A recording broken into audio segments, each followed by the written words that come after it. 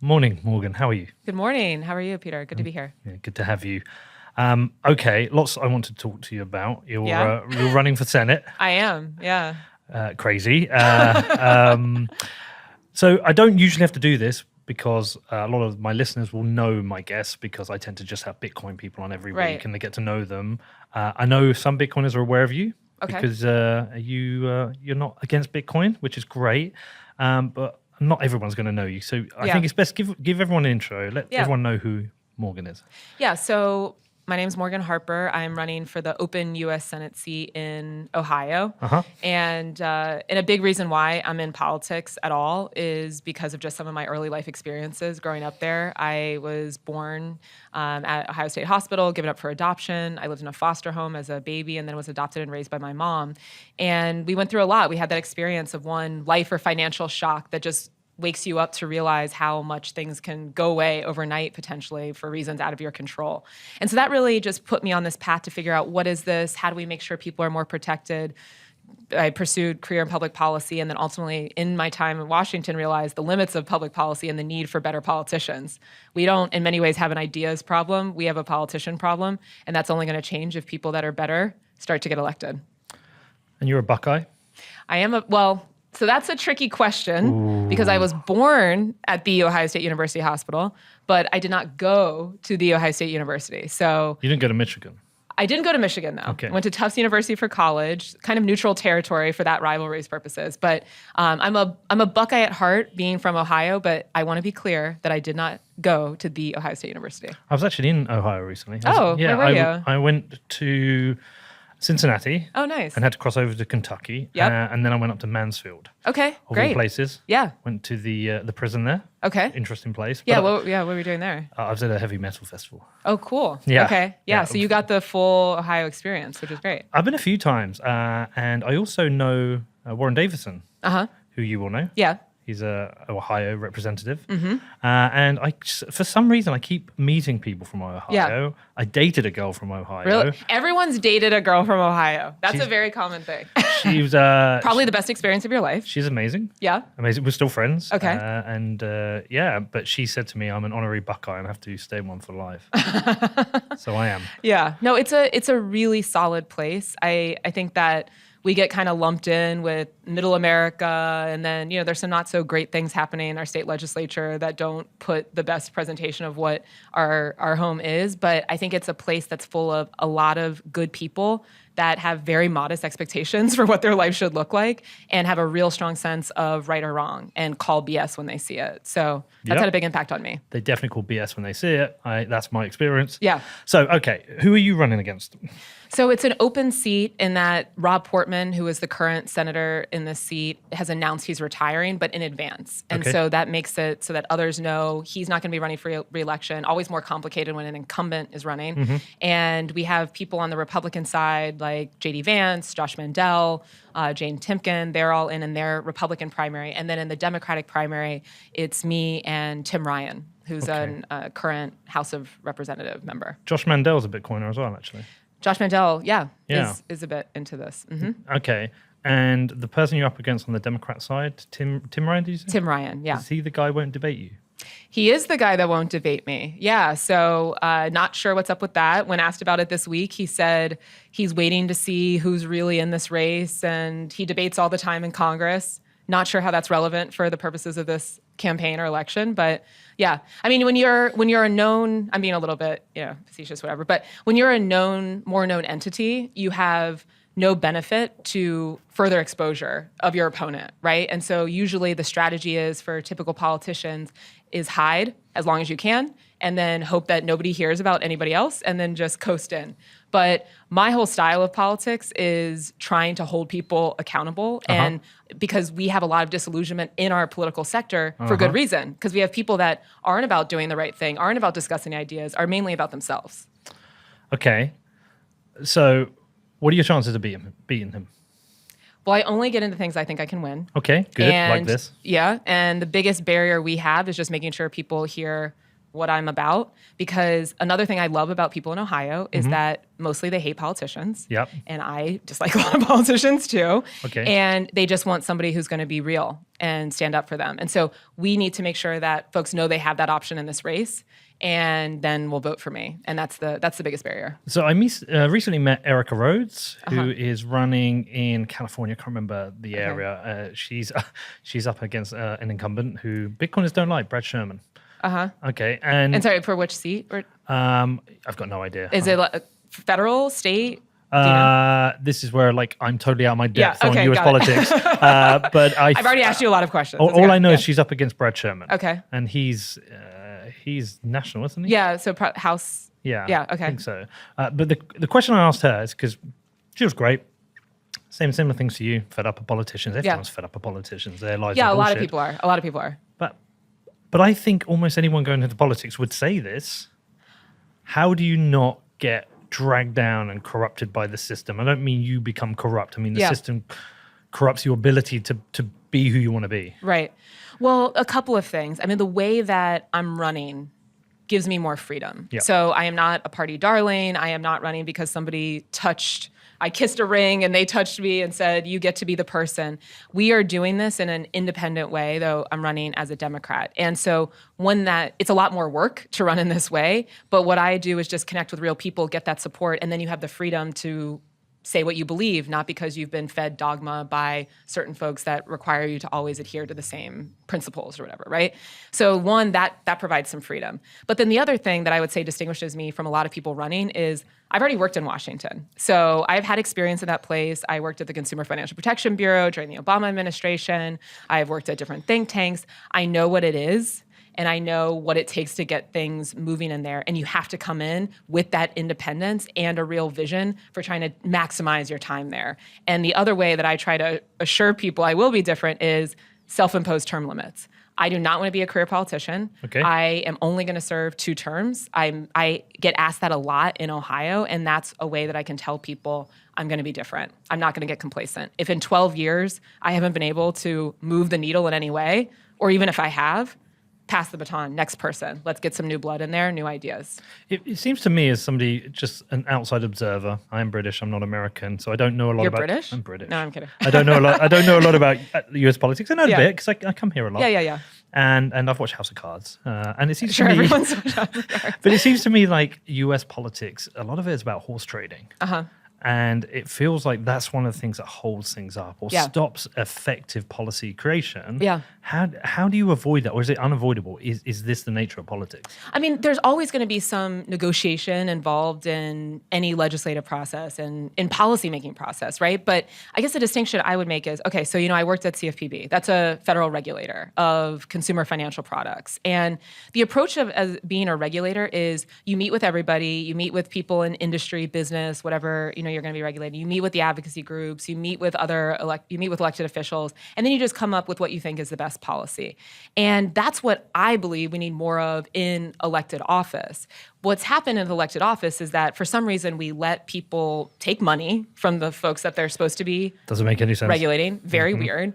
And we don't tell them what the expectations are for their job. There's no accountability, right? So if you're a federal regulator and you just never release rules, that's pretty weird. If you don't bring any enforcement actions, that's weird. There's going to be some consequences to that because there's oversight from Congress. But if you're in Congress and, like my opponent, you don't really have any strong track record of doing anything, you continue to get elected because no one's running against you because we have these gerrymandered districts, whatever. So there's a lack of accountability there. And the only way, to me, we can get that on track in a different direction is by having people that don't care about it being a career. If you need to be there for 20 years, then you got to make a lot of deals with a lot of people to be able to sustain that amount of time. But if you're only looking to get there and just serve for some period of time, which really was the original intent of a lot of these positions, then you have a different risk calculus about how many deals you're willing to make or need to make in order to get what you're looking to accomplish done.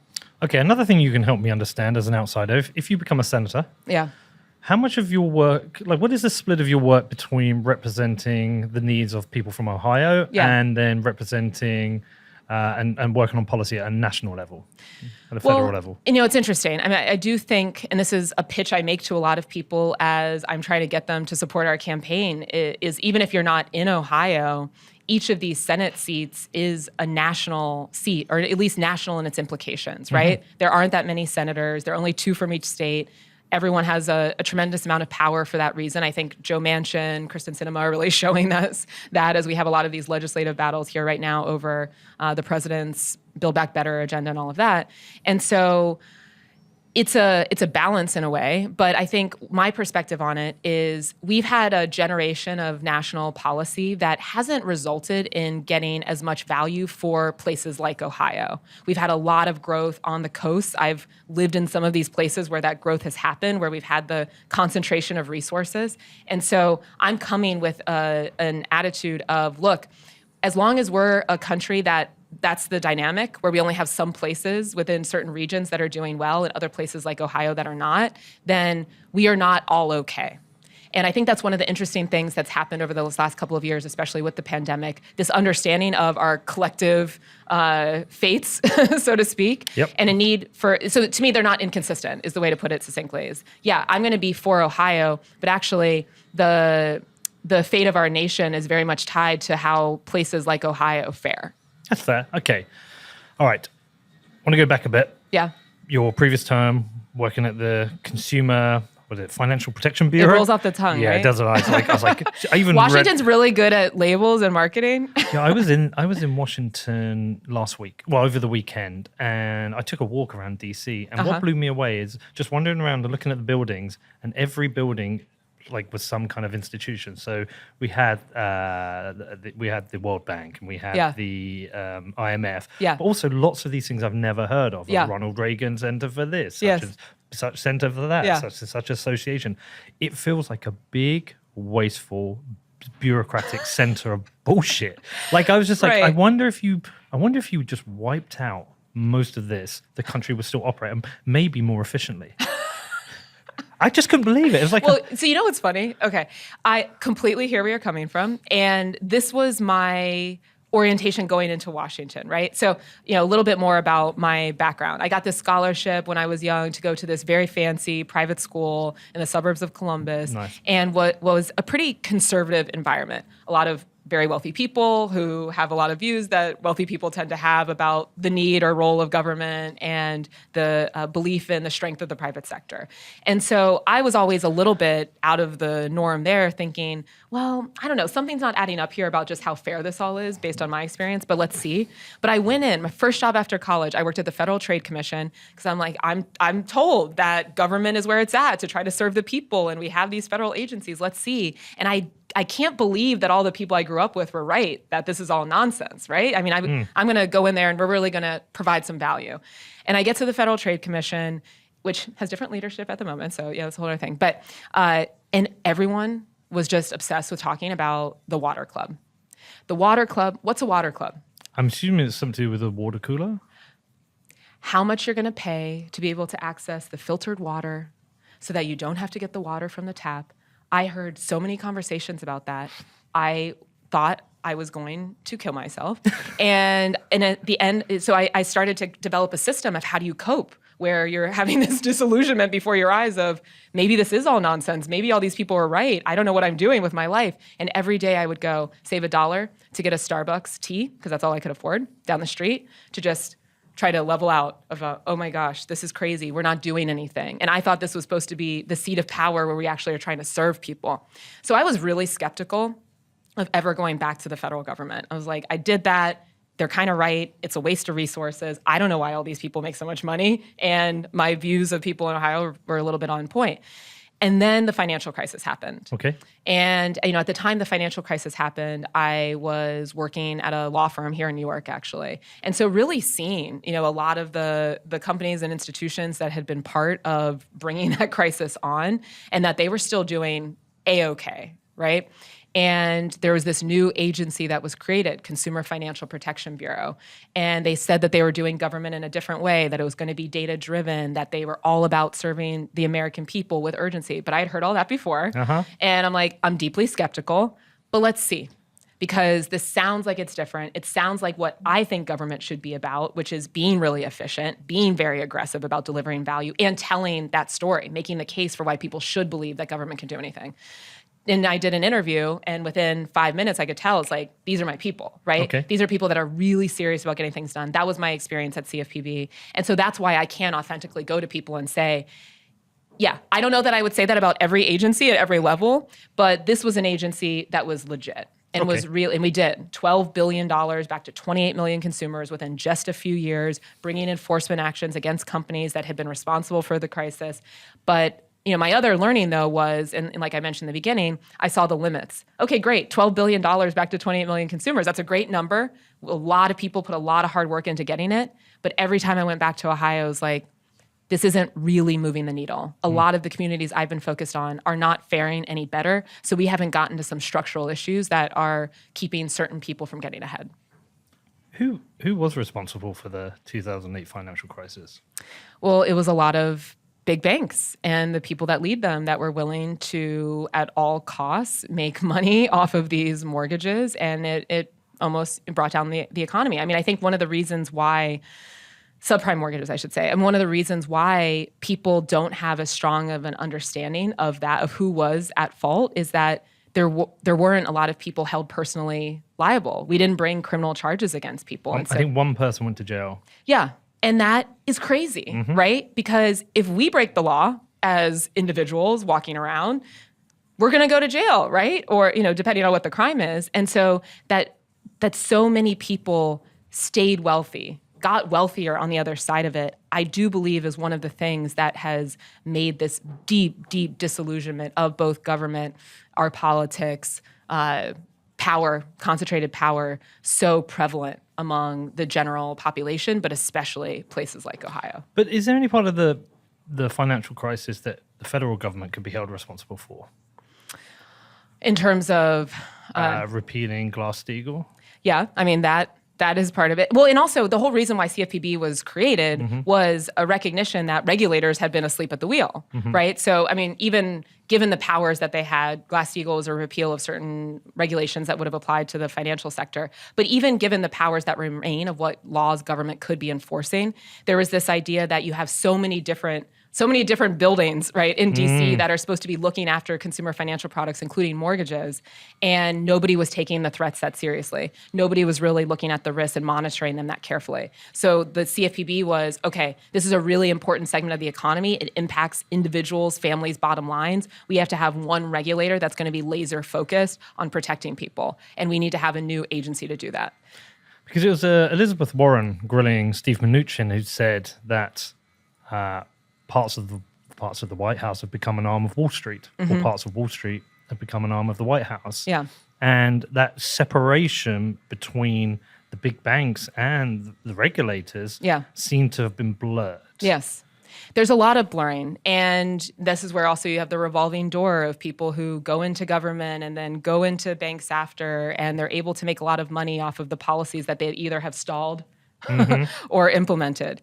And it's not right. It's not right. Or people trading while they're in these very powerful positions, some of their own investments. I mean, this is not what government should be. And the only way it's going to change is by having people that are getting in there that are trying to make it better. These institutions are entirely dependent on the people that occupy them and what they're trying to accomplish, the agenda that they set. Because we're potentially heading, well, actually, we're not potentially. I think we're in the midst of another financial crisis right now. We may have not had a Wall Street crash, but the CPI printed 40-year high figure today of 6.8% inflation. Yeah. We're told it was transitory. We know during COVID that the rich continue to get rich. The billionaires had something like... I was reading an article about the super rich are buying more super yachts as they printed another 2.8 trillion in wealth for the super billionaires. I don't know the exact numbers. Lots of businesses, small businesses, lost their business here in New York. You wander around, there's still a lot of places boarded up. All the Irish pubs, which annoys me, are all boarded up. And the inflation position we're in right now really is a result of policies from the Fed and the Treasury.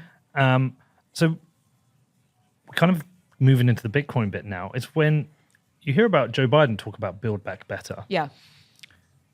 what the Bitcoiners are trying to do is build back better, but they're trying to do it routing in some ways around politics. Yeah. You're somebody who's expressed an interest in Bitcoin, maybe crypto. We're just a Bitcoin show, so we don't focus on that. Okay. How do you marry those two in that a lot of Bitcoiners hold the government responsible for the position we're in now, because everybody out here is just going to work. They're working hard. We can hear them out there, whatever they're building. Yeah. Jeremy drives in this morning 2 hours. I travel. We're all working hard. Yeah. But we're all affected by the policies of government spending. And when government spending gets out of control, the policies of the Fed and the Treasury. And by the way, I'm saying all these things like the Fed and the Treasury. I don't fully understand it. How do you marry those two? Why have you taken an interest in Bitcoin? Because it really is a reaction to government. Yeah. Well, and I would just add one thing into the analysis of why I think we're seeing some of these inflationary dynamics is we have also, through government policy over the past 40 years, laid the groundwork for large corporations to have tremendous amount of power over both our economy and now our democracy by bribing politicians. And so when you have these... Can you expand the bribing piece? I consider corporate PACs bribes. Okay, explain that to people listening who might not be American. Okay, so corporate PACs are corporate political action committees. There were changes in campaign finance laws about 40 years ago. So it's interesting that it tracks with some of the economic dynamics that we're talking about that opened the floodgates for money to enter politics in the United States. And so with these PACs, you have corporations that are able to cut checks, literally cut checks to elected officials, $5,000, $10,000. This was before, and Citizens United, that are then, it's AT&T, for example, just giving a sitting member of Congress $5,000. Are they giving that because they like the hat that they wore today? No, they're giving that because they know that it will impact their policymaking decisions. And so to me, those are bribes. No corporation is giving money to an elected official without some expectation of return.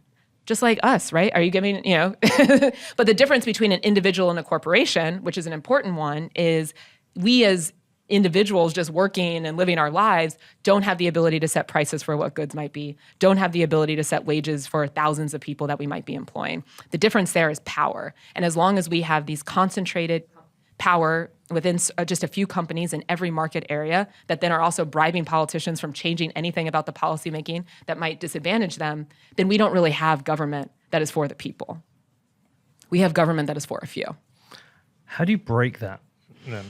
So in an ideal world, you would have campaign finance reform and all the things that people will come and they say that if you elect me, this is what I care about, this is what I'm going to try to accomplish. This is some of legislation that exists that is trying to change the campaign finance laws.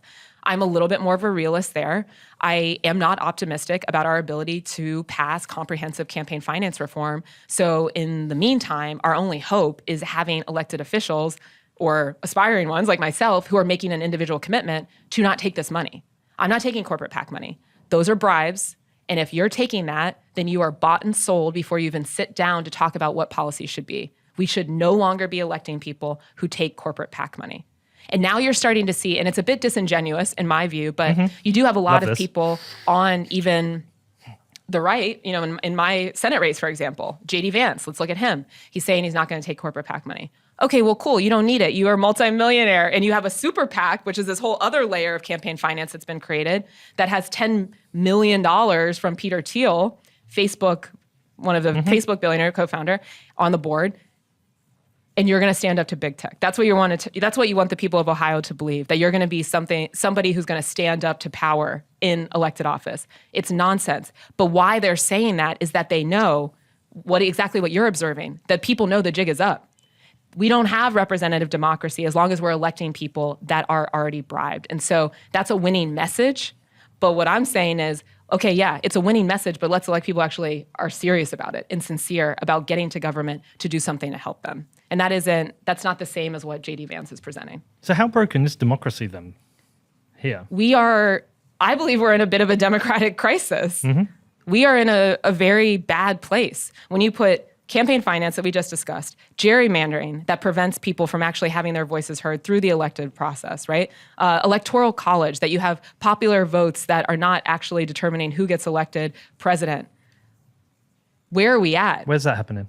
That's happening here at the, you have, so for example, people that are able to win the popular vote, but then not actually win overall because we have the Electoral College. Oh, yeah. So you have disproportionate representation coming from states that have lower population numbers than some of the other states. But everyone has it's through the Electoral College vote, not through the popular vote. So we are in a very, very dangerous place, I would say. And I don't say it to alarm people, but I am being honest. And it's not going to be an easy road to get out of it. But to me, the beginning of the road and why I've put my life on hold to do this is electing even one person that's really about people, that's really about taking on this power, that's really going to be honest about the fact that we don't have people that are for us, that we have ultra wealthy, large corporations that are doing whatever they can to maintain a system that screws most of the people living in this country, and especially in the place where I live in Ohio. Damn right. Okay. What about the role of media right now? So one of the things that's very clear, me coming from the UK, is the way or the role that the likes of CNN and Fox play to heighten discord amongst the constituents that you're representing. Right. I can have as much fun in New York as I can in Texas. I can go shoot a gun in Texas with my Republican friends. I can come out here to New York and go for dinner with my Democrat friends. I get on with them just the same. Yeah. I reckon if we all sat around a table and didn't talk about a couple of specific policy issues, we'd all get on fine. Yeah. Yeah, it seems to me that the corporate media is incentivized to, financially incentivized to sow discord and create disharmony amongst what your constituents you are representing. Now, like, how do you feel about media right now? Because I know you will need to work with them. Yeah. No, I think that's right. I do think it's completely, a lot of financial incentives that they benefit off of creating division. There are ways through policy to address that by requiring, certain more balanced coverage, fairness doctrine. I mean, these are things that The fairness doctrine was something that existed back under Reagan, was it? more recently than that. It was repealed more recently than that. Okay. Yeah, but that you have to have balanced perspectives. And so once you get rid of that, well then, it's a bit of a free-for-all, right? But I also put some of the blame on the media market and the polarization and people feeling like we're in wildly different places ideologically on social media and big tech. I put a lot of it on that. And that, again, is something that we have allowed. I mean, this is, when we say that democracy is in crisis, it's because we've had a generation, in many ways, of elected officials who have an understanding, at best, or a desire, at worst, to use government power to actually create a market that is better serving the societal outcomes. And that's only going to change by having people that do understand what's happening and are willing to use the positions to check it. So talk to me about big tech, because it feels to me like big tech recently, over the last election cycle, maybe the last two election cycles, has more favored Democratic positions, the Democratic Party. We saw Donald Trump, whatever you think of him, removed almost unilaterally from social media, the leader of the free world, which is a strange situation to be in. And it feels also like there is, naturally, because the CEOs of these companies we know are Democrats. Yeah. But it seems to have a bias towards the Democrats. Well, I don't know. I actually don't know that. That's what it feels. Okay. I could be I'm wrong. not sure. Yeah. But what is your issue with big tech? Where do you think big tech is going wrong? So to me, big tech, and a lot of times when we're talking about this, to be clear, Facebook, Amazon, Google, Apple is also lumped in there. They are controlling critical infrastructure at this point to engage in communication and commerce in the 21st century. So Amazon Marketplace, for example, I mean, that if you're a small business owner, if you're even a medium, mid-sized business owner at this point, you need to be on there to be able to get your product out. Facebook, to communicate as a nonprofit organization, as a small business, as an elected official. I mean, this is where you're able to reach a broad audience. And so when we have companies that are controlling that type of infrastructure and then layering on top of that the massive data collection that they're getting through surveillance of people's activities on these platforms, and they're also a player competing against the folks that need to use their platform, well, that's a perfect storm of predatory, anti-competitive activity that makes it virtually impossible for anyone else to compete and also to challenge some of the rhetoric that's being spewed in the case of on places like Facebook. And that has to do, in addition to the ad monopoly that they also have, the duopoly, really. And so that, to me, is a failure of government, that we have allowed these companies to get so large. And it's not just punishing the largeness, it's the anti-competitive tactics and behavior that result from a lack of accountability, knowing that you are too big to really be checked. And so until we start to change those business models, then we aren't going to see a lot of the polarization that's happening on Facebook be addressed. We're not going to see companies that are able to enter these spaces and really compete. And that's a major problem. And they're making a lot of money, as we all know, off of all this activity. Yeah. Okay, let's get into Bitcoin. Yeah. Because it's what the show's about, really. Yeah. Okay. No one has an expectation listening that you're going to be a Bitcoin expert. But the fact that you are That's good. a politician, somebody who's running for Senate, has Yeah. an interest in Bitcoin, people will support you and get behind you and help you with your understanding. Yeah. So don't worry about Yeah. being an expert right now. Some Bitcoiners are very much like, fuck the politicians. We don't need them. We'll route around them. But at the same time, we know there are congressional hearings. We know there's a regulatory lens over Bitcoin and the wider crypto currency industry. So if in some way we can navigate through that without onerous regulations, it's good for our industry and what we believe in. So just as a setup, just give me your Bitcoin story. Like, how do you get introduced to it? Yeah. What do you understand? Why does it appeal to you? Yeah.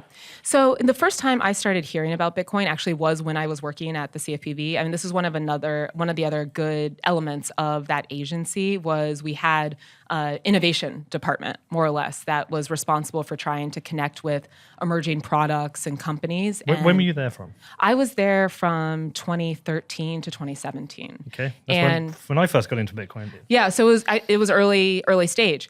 That was not the area that I focused on. As we were discussing, we had much bigger issues from many people's perspective to deal with, but that was something that was just in the air. People were talking about that. And I'll admit, I was kind of like, I don't even know what y'all are talking about, right? You know, and the people that were the ones talking about it, are some of them are my close friends. They always were coming up with these sort of zany ideas, or, oh, we were in California and we were talking to this person. It's like, okay, yeah, while the rest of us are doing the work, you know? So a little dismissive for sure. But, you know, and then I didn't really think much about Bitcoin after that.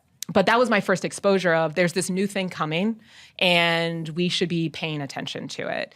And then, you know, I went on after that to do community development stuff and then ran for Congress last cycle of that. So I've been kind of interested in other things. But then this decentralized power concept is very important because after my last run for Congress, I started working on big tech issues, antitrust, competition policy, and really feeling like the reason why we have the democracy issues, the reason why we haven't seen broader economic opportunity is because we do have this concentration of economic power. And it's in the financial sector, but it's across a lot of other market sectors too. And if we can't address that, then we're not really getting at the root cause of what I think has led to a lot of poor economic outcomes in places like Ohio. So that's when I started paying, kind of coming back to it and paying more attention. And that is the place of my curiosity. And something that you were referencing earlier, where how do we marry all of these different views? Clearly, I come from a background of believing in some level of regulation and, on the progressive side of things, if you want to put it that way. But I also recognize what's not working. And this is really important because I think a lot of times politicians, people in government don't want to be honest about what's not working and listen to people. What are people's real experiences here? And so I've just had a lot of people in this Senate run in the last few months and in the few months leading up to it that are saying, I'm all about Bitcoin. I know we're not getting into crypto, but crypto generally too, blockchain. I'm interested in this thing and this has been a real lifesaver for me. So when I have people that are living in the state that I want to represent that are proactively reaching out to me saying, this is interesting, then I want to learn more. And it doesn't mean that I've got it, like you said, all figured out by any means, but that should be the driver of what we consider and prioritize in government is what people are focused on. Okay. And I would just add one more thing. And what I'm hearing from people as to why they're interested in it is because they haven't felt like they've been able to really benefit from the existing financial system. That this has been, I had a guy that DM'd me the other day saying this is how he was able to pay off his mortgage 2 months in a row was because of the money he's making off Bitcoin, right? So that's real life stuff. And we need to, at a minimum, be open-minded and learn more, from my perspective, as those who want to represent us in Washington. So it's a really interesting thing, Bitcoin, because part of me thinks of it as a very American idea. How so? But in that, with Bitcoin, you have property rights. You're self-sovereign. You as the individual can take control of your private keys and take custody of your Bitcoin, and you can move where you want with it, and no one can take that from you. No one can steal that from you. That is your property. And that feels to me a very American idea of you as the individual having rights. Right. We don't have a constitution in the UK. I'm always referring to it on the show. I very much envy your First Amendment rights. Second Amendment, I'm on the fence, but I'm not anti-gun. Yeah. It's just we don't have a gun culture in the UK. Yeah. And as I've been exposed to other parts of the Constitution, I've been I just envy the fact that you have this. You have this to refer back to. And Bitcoin feels like one of those things that feels just like a very American idea. But conversely, knowing what the federal government is like, and everything we learned from Snowden with the NSA and right. The control of the financial system from central government, it also feels like something that the government would be very against. Yet at the moment, we're starting to see a number of people either within the Senate or the House, correct me if I get anything wrong, within the Senate or the House, or people like yourself, Erica Rose, who are running, that are starting to become pro-Bitcoin. Do you think this is a reaction to people like yourselves just responding to constituents? Do you think this is a reaction to the problems within central government? Why do you think this is happening? Because it was we've been following these debates via Twitter, but just seeing some clashes over this industry. And you think it's accelerated the interest over the last couple of years? Where would you put I would say even would you say last year, Jeremy, it feels a bit more? About the last year, it feels a bit more. We're starting to see bigger names. Who was it yesterday? Ted Budd? Was it Ted Budd? Was talking very pro-Bitcoin, saying we wouldn't want this industry to go anywhere else. Yeah. We have Senator Lummis in Wyoming. Yeah. Congressman Warren Davison is pro-Bitcoin.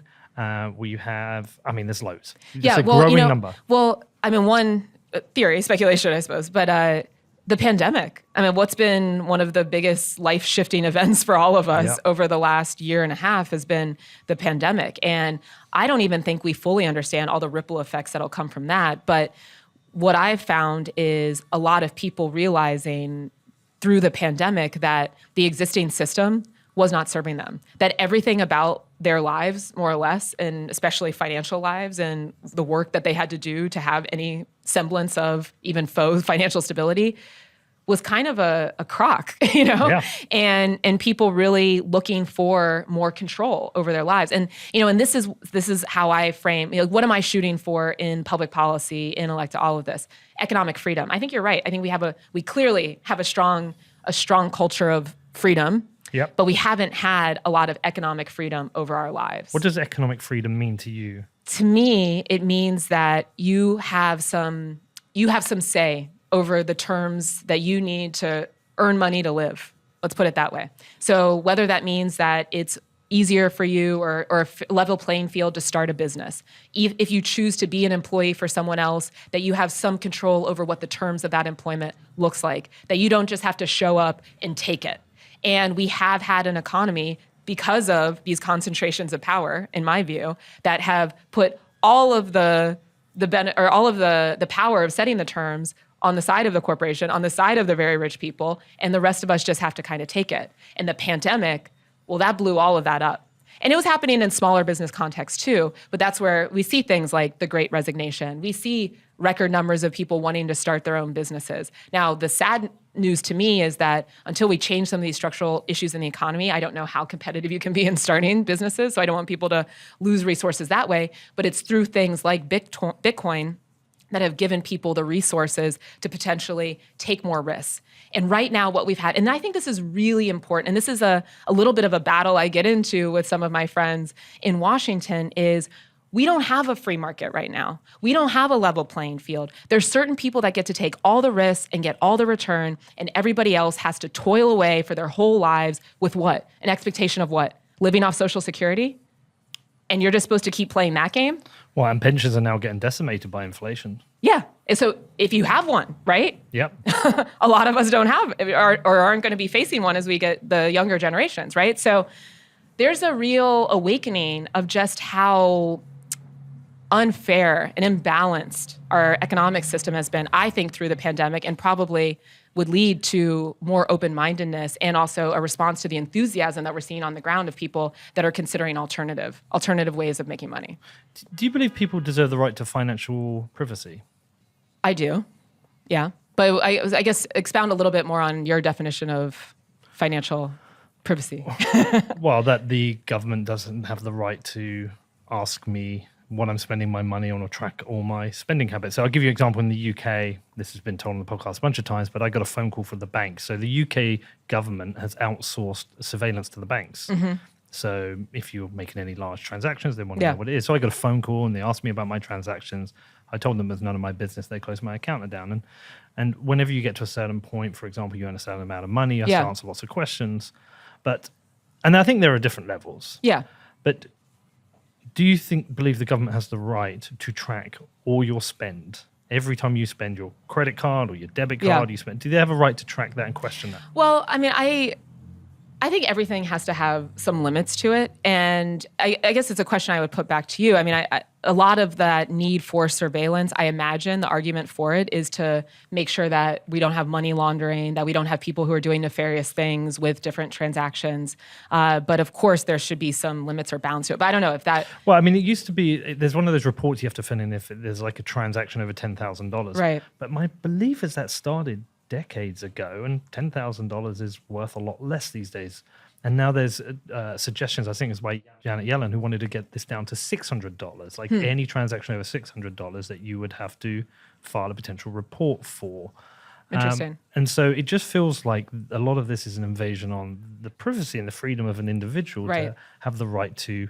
I mean, I'm standing on the shoulder of giants when I say this, but I believe privacy is the bedrock of democracy. Mm-hmm. And I feel like we don't have privacy anymore. Yeah. We don't know who's reading our emails, reading our texts, what we spend. Well, I mean, that gets back to, some of the threats I see in big tech, that they're able to just collect all of this data about us for free access to services when, absolutely right. This is not free. We are paying for this with our information. And a lot of big banks are also collecting a lot of that information too. I mean, that was one of the things we were focused on at the CFPB, is trying to advocate for more control, consumer control over our data, so that if you want to change the financial institution that you're contracted with, that you'd be able to move that. Because right now we have a lot of these big institutions that benefit from the network effects of just being in there. The more you're in it, you have multiple accounts, you're never going to leave, and then they're just getting more information about you to further market other products and and consolidate that relationship. So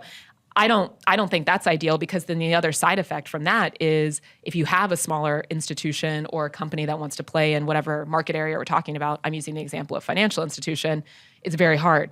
That's exactly what we see with big tech. Okay, you have a new social media platform that emerges, but if it's so difficult to get your data to migrate it, what's the likelihood that anyone's actually going to do that? Very small. Only the most motivated, right? And so that's not ideal. I don't think that leads to competitive free market. I don't think it's protecting our privacy, of course.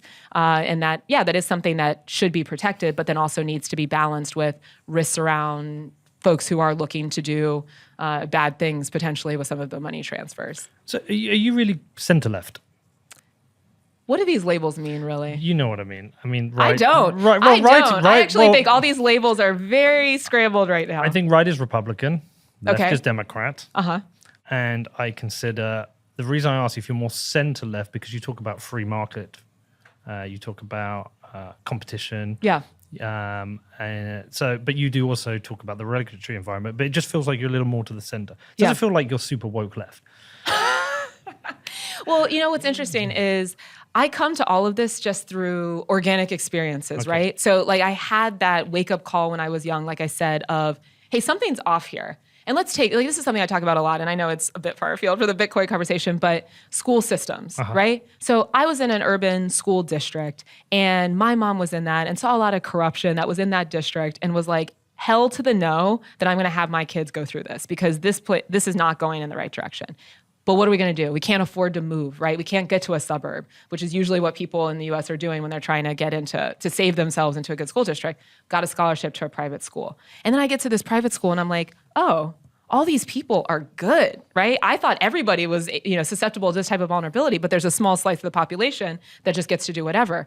So to me, that isn't the dream that we're all fed. This isn't a level playing field. And so I've been on this mission to try to figure out, how do we get to that vision? What are the policies that are going to be necessary?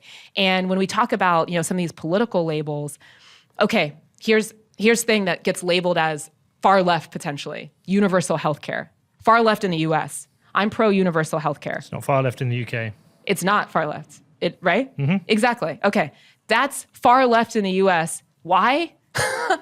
Because we've allowed the U.S. insurance companies to bribe our politicians and make people think that somehow this is how we have to be living, right? Mm-hmm. That it has to be tied to your employer that you're able to access medical care. This is crazy. And so that is just a logical position. You can label me whatever you want because I believe in that, but we need to recognize, and this is something that I told the head of the Business Roundtable in Columbus, that if we really care about getting at the 30% of the population that isn't captured in our growth as a region, then we need to recognize that at the foundation of that has to be mental health care access, healthcare access. We can't have people scrambling around to see doctors. That is not a way that you lead a stable life and then can show up to be a good worker, right? And so I sometimes get frustrated by these labels because I think it's batted that one out of the park. Okay, because it's bullshit. I'm just going to say it. It is total bullshit. Mm-hmm. I can back up everything that I say that I believe in based on my observation, based on reading, based on experience, and then come to me with a different idea. Let's talk. I'm not afraid of talking, but I have no patience for people who are looking to dismiss ideas because of labels that are put on them, entirely dependent on the context of who's talking about them. That's a solid answer. I think you're ready. I think you're ready for the debates. Come on, Ted Ryan. Listen, I'm going to give you one more question, but then I'm going to let you go because I know you've got to get to your next meeting. I would love to. I could have talked to you for hours. And I also wish you the best with everything you're going to do. I think it's nice to see a Democrat who supports financial freedom, supports Bitcoin. I would say forget all the shit coins. We call them shit coins. Yeah. But it's nice to hear because there is a definite Republican bias to Bitcoin now. It seems to have been more the Republican candidates or the Republican sitting people in the Senate who are starting to understand Bitcoin. And maybe it's because it's a more Republican idea, whatever. Yeah. But it's nice because I personally don't think it is and don't want Bitcoin to be a partisan issue. Mm-hmm, and it shouldn't be. This is financial freedom. Yeah. But I do have one question for you. How do we help Elizabeth Warren understand inflation? What are your strategies for how you have you met with Elizabeth Warren? I'd love to meet with her. I would absolutely love the chance to sit down with her and talk to her.